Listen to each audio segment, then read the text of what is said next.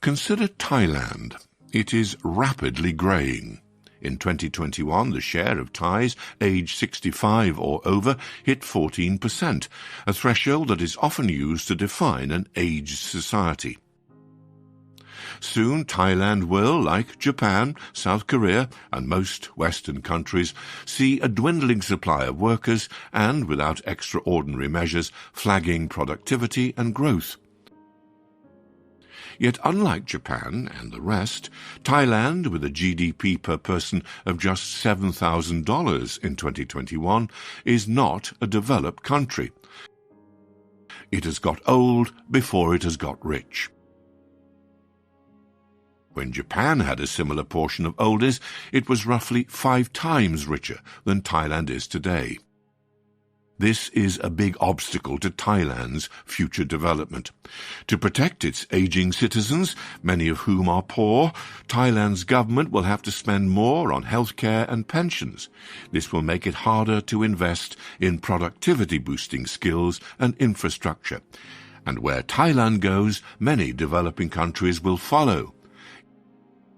In Asia, where the problem is most advanced, Indonesia and the Philippines are also likely to become aged societies at lower income levels than was the case in the rich world. Sri Lanka, where the average income is a third lower than Thailand's, will become aged by 2028. Countries that age before growing rich have failed to seize their demographic opportunity or aged out of it too rapidly or suffered both problems. Between 1960 and 1996, just before the Asian financial crisis, Thailand's economy grew at an average annual rate of 7.5%. That was impressive, but below Japan's double-digit clip in its boom years. Meanwhile, thanks to improving life expectancy and other factors, Thailand has aged fast. The share of oldsters in its population doubled, from 7% to 14% in 2 decades. It took Japan 24 years to undergo the same change. America 72, and much of Western Europe over a century. Rapid aging and slower growth are widespread in the developing world. Vietnamese are about half as rich as Thais and aging even faster.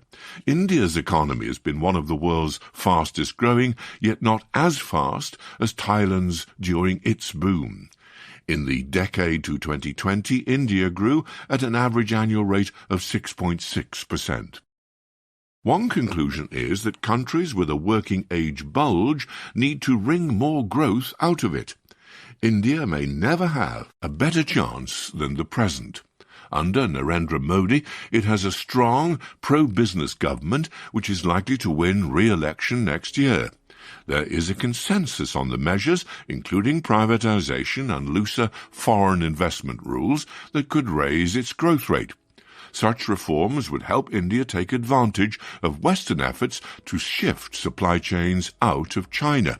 If India needs a cautionary tale to justify action, it need look no further than its own rapidly aging southern states. In Kerala, 17% of the population is 60 or older. Another conclusion is that developing countries need to start planning for old age earlier. They should reform their pension systems, including by raising retirement ages. They should nurture financial markets, providing options for long-term saving and health insurance. They should create conditions for well-regulated private social care. And they should try harder to increase female participation in the labour force. In India, it is a wretched 24%, half the global average.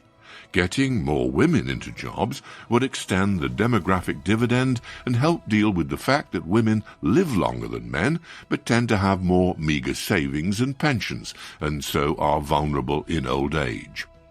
Finally, developing countries should learn from the errors of rich ones by taking a pragmatic view of immigration. Hard as this can be politically, it is often the easiest way to extend the transition. Building sites in Bangkok already throng with illegal Burmese immigrants. By formalizing them, Thai politicians could usher them into more productive roles. India provides a happier example of this.